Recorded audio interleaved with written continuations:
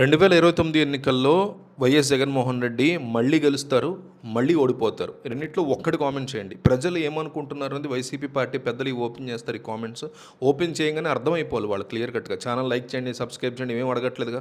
ఒకే ఒక కామెంట్ అడుగుతున్నా, ఒక పెద్ద సర్వేకి సంబంధించిన కామెంట్ అడుగుతున్నా. 2029 ఎన్నికల్లో వైఎస్ జగన్ మళ్ళీ ముఖ్యమంత్రి అవుతారు, మళ్ళీ ఓడిపోతారు. ఈ రెండిట్లో ఒకటి మిస్ అవ్వకుండా కామెంట్ చేయండి. అట్లాగే ఏ పథకాన్ని ప్రకటిస్తే మళ్ళీ జగన్ సీఎం అయ్యే అవకాశం ఉందనేది కూడా మీరు మీ రాజకీయ అవగాహనని బట్టి కామెంట్ చేయండి.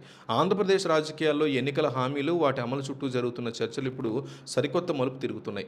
అధికారం కోసం కాకుండా ప్రజల గుండెల్లో నిలిచిపోయేలా మంచి పనులు చేయడమే అసలైన రాజకీయం అని కొందరు నమ్ముతుంటే, ఎన్నికల ముందు ఒకలా మాట్లాడే తర్వాత పూర్తిగా విరుద్ధంగా వ్యవహరించడం మరికొందరు అలవాటుగా మారిందనే విమర్శలు బలంగా వినిపిస్తున్నాయి.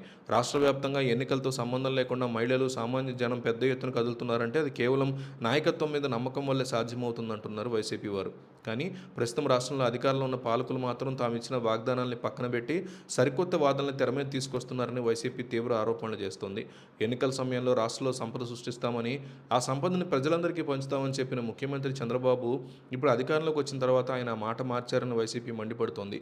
ఇప్పుడు కొత్తగా పిల్లలే మన సంపదని, జనాభాను పెంచాలంటూ సరికొత్త ప్రకటనలు చేయడం ప్రజల్ని ఆశ్చర్యానికి గురిచేస్తోందని వైసీపీ మీడియా మండిపడుతోంది. ఈ జనాభా పెంపుదలలో జరుగుతున్నటువంటి చర్చలను గమనిస్తే చాలామంది దీని మీద తీవ్రంగా స్పందిస్తున్నారు. ప్రజలు లేదా మహిళలు అనేవాళ్ళు పిల్లల్ని కనే యంత్రాలు కాదని, వారి జీవితాలను కనీసం భరోసా కల్పించకుండా ఇలాంటి వ్యాఖ్యలు చేయడం బాధ్యత రాహిత్యమే అవుతుందని భావిస్తున్నారు.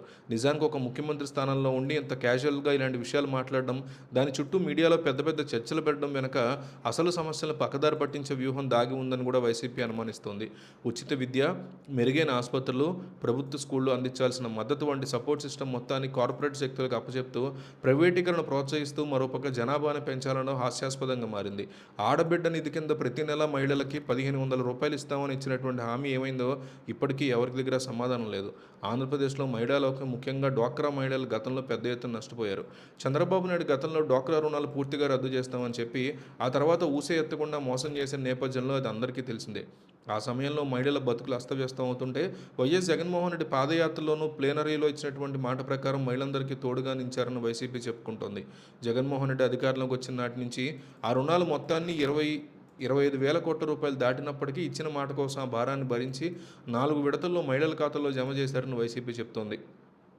సున్నా వడ్డీ పథకాన్ని అందించి మహిళలు తమ కాళ్ల మీద తాము నిలబడేలా ఆసరా ఇచ్చారని, కానీ ఈరోజు ఆ సున్నా వడ్డీ పథకం ఎక్కడా కనిపించలేదని, మహిళా పారిశ్రామికవేత్తలను ప్రోత్సహించామని చెప్తూ కేవలం ₹1,00,000 ఇస్తామనడం ఒక పెద్ద జోక్ లాంటిది అని మండిపడ్డారు.